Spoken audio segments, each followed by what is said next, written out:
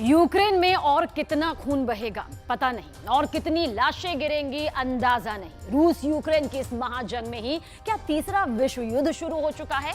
इस सवाल का जवाब दिया है यूक्रेन के सुरक्षा प्रमुख ओलेक्सी डेनिलोव ने। ओलेक्सी डेनिलोव ने ऐलान कर दिया कि तीसरा विश्व युद्ध शुरू हो चुका है और अब नेटो को हर हाल में यूक्रेन को अपना मेंबर बनाना ही होगा।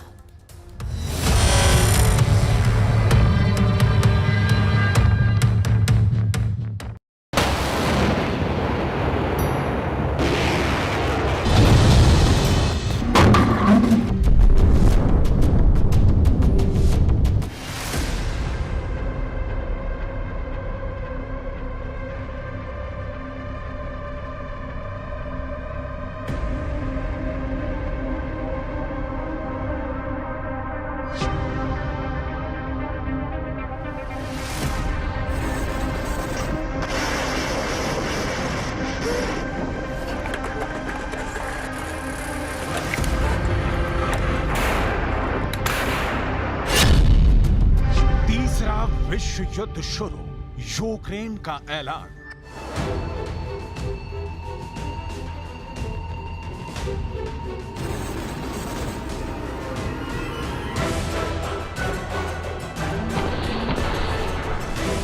जो देश नाटो के 31 और पश्चिम के 50 देशों के हथियारों से आज तक रूस को हरा नहीं पाया है,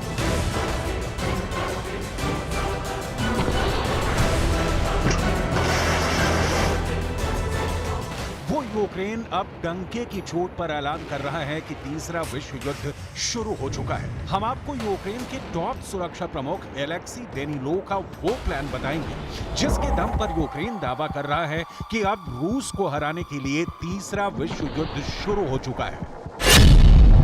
81 देशों से रूस का महाभीषण युद्ध।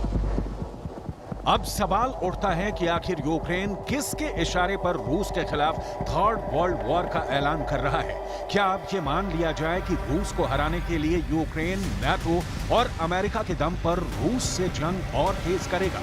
क्या रूस अब यूक्रेन के साथ मौजूद 81 देशों से सीधा युद्ध कर पाएगा?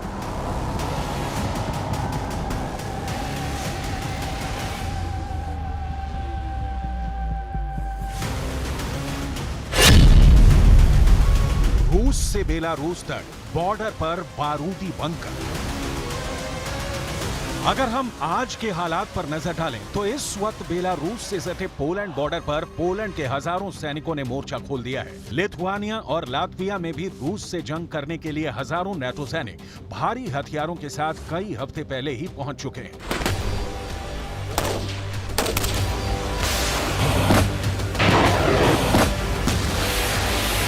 इन तस्वीरों को देखकर अंदाजा लगाया जा सकता है कि रूस को जंग में हराने और मारने के लिए कितने बड़े पैमाने पर सैन्य तैयारियां पोलैंड कर रहा है। पोलैंड के राष्ट्रपति आंद्रेज डूडा तो भारी टैंक हथियारों के साथ पोलैंड के सैनिकों का हौसला बढ़ाने के लिए एड़ी चोटी का जोर लगा रहे हैं। लगभग 10,000 से ज्यादा पोलैंड के सैनिक सुवाल की गैप के पास भारी हथियारों से लैस होकर पहुंच चुके हैं।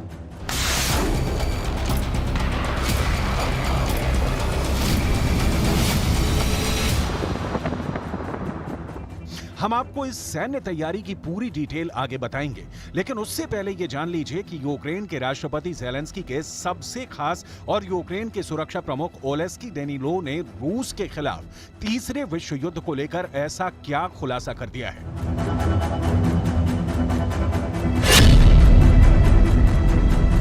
यूक्रेन के सुरक्षा प्रमुख ओलेक्सी डेनिलोव ने साफ साफ शब्दों में कहा है, तीसरा विश्व युद्ध पहले से ही चल रहा है।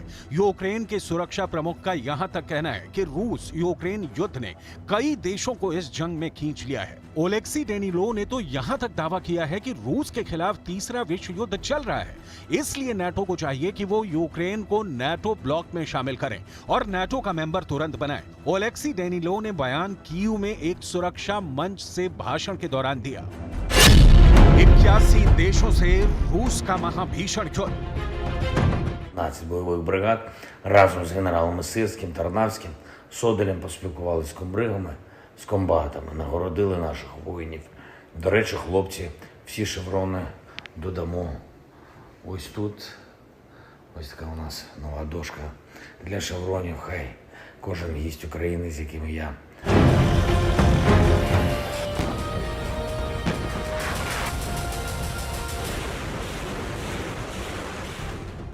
वॉर जोन से आ रही रिपोर्ट के मुताबिक इस वक्त रूस ने यूक्रेन के पूर्वी इलाके के साथ साथ दक्षिणी इलाकों पर हमले बेहद तेज कर दिए हैं। यूक्रेन को भी पता है कि गर्मियों तक चलने वाले रूस के खिलाफ यूक्रेन के काउंटर अटैक के लिए अब बहुत कम दिन बचे हैं।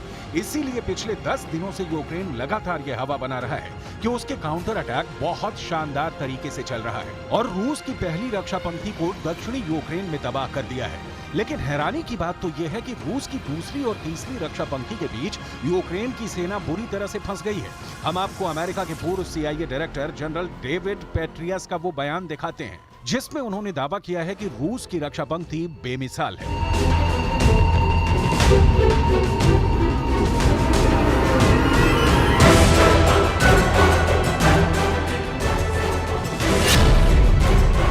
रूस बहुत जबरदस्त ताकत के साथ जंग लड़ रहा है। रूस की रक्षा पंक्ति बेमिसाल है, इसे पार करना बेहद कठिन है। मैंने द्वितीय विश्व युद्ध के बाद से रूस को इस तरह से युद्ध करते कभी नहीं देखा। युद्ध के मैदान पर ज्ञान या प्रदर्शन के मामले में रूसी विशेष रूप से प्रभावशाली नहीं है, लेकिन उन्होंने इस बार एक शानदार डिफेंस लाइन बना ली है। Сосредоточился на проведении террористических атак на гражданскую инфраструктуру в городах и населенных пунктах Российской Федерации. С учетом складывающейся обстановки приняты дополнительные меры по повышению защиты от нападения с воздуха и моря. В разы увеличена интенсивность ударов по украинским военным объектам, в том числе обеспечивающим रूस यूक्रेन में 50 दिनों से ऑपरेशन जेड चला रहा है, जिसकी वजह से यूक्रेन के दक्षिणी इलाके में रूस के 1 लाख सैनिक, 555 तोप और 1800 टैंक के साथ भयानक हमले कर रहा है। लेकिन इधर रूस ने बेलारूस में मौजूद 8000 वैगनर के स्पेशल लड़ाकों को पोलैंड की सीमा के बेहद करीब भेज दिया है। अब खबर आ रही है कि पोलैंड ने नाटो और अमेरिका के इशारे पर रूस से बेहद खूनी जंग करने का मन बना लिया है। हालात ये हैं कि पोलैंड के 10,000 से ज्यादा स्पेशल फोर्स के कमांडो बेलारूस बॉर्डर पर भारी हथियारों के साथ हमले की पोजीशन ले चुके हैं। दावा किया गया है कि रूस के सैनिक, बेलारूस के सैनिक और वैगनर लड़ाके 95 किलोमीटर में फैले सुवाल्की गैप से हमला करने जा रहे हैं। यूक्रेन के सुरक्षा प्रमुख ओलेस्की डेनिलोव इन्हीं हालातों को देखकर दावा कर रहे हैं कि रूस के खिलाफ तीसरा विश्व युद्ध शुरू हो चुका है। अब आप ये भी जान लीजिए कि रूस के खिलाफ खुलकर कौन कौन से मुख्य देश सीधा युद्ध करने के लिए तैयार हो चुके हैं या फिर पर्दे के पीछे से युद्ध में शामिल हो गए हैं। इस वक्त रूस के खिलाफ नाटो के 31 देशों ने 20 लाख करोड़ से ज्यादा के हथियार यूक्रेन को दिए हैं ताकि रूस को जंग में यूक्रेन हरा दे। इसके अलावा पश्चिम के 50 देश मिलकर यूक्रेन को 600 तरह के घातक हथियार दे चुके हैं, लेकिन रूस को हरा नहीं पा रहे हैं। इसीलिए अब यूक्रेन के सुरक्षा प्रमुख ओलेस्की डेनिलोव ने दावा किया है कि रूस के खिलाफ तीसरा विश्व युद्ध शुरू हो चुका है। रूस के खिलाफ अमेरिका सैन्य सहायता यूक्रेन को दे रहा है। HIMARS rocket, patriot missile system और दर्जनों मिसाइलों से रूसी सेना पर हमला किया जा रहा है। इसके अलावा रूस का कट्टर दुश्मन ब्रिटेन रूस को हराने के लिए एड़ी चोटी का जोर लगा रहा है। चैलेंजर 2 टैंक रूसी सेना पर भयानक हमले कर रहे हैं। जर्मनी के सैकड़ों लेपर्ड सीरीज के टैंक रूस के खिलाफ इस्तेमाल हो रहे हैं। वहीं पोलैंड बेलारूस की सीमा से रूस से जंग की पूरी तैयारी कर चुका है। इसके अलावा लिथुआनिया भी रूस से जंग करने को तैयार हो चुका है। लातविया में हजारों नाटो सैनिक रूस पर हमले को तैयार हो चुके हैं। फिनलैंड भी रूस से जंग को तैयार है। स्वीडन भी F-16 जैसे घातक लड़ाकू विमान देने को तैयार है।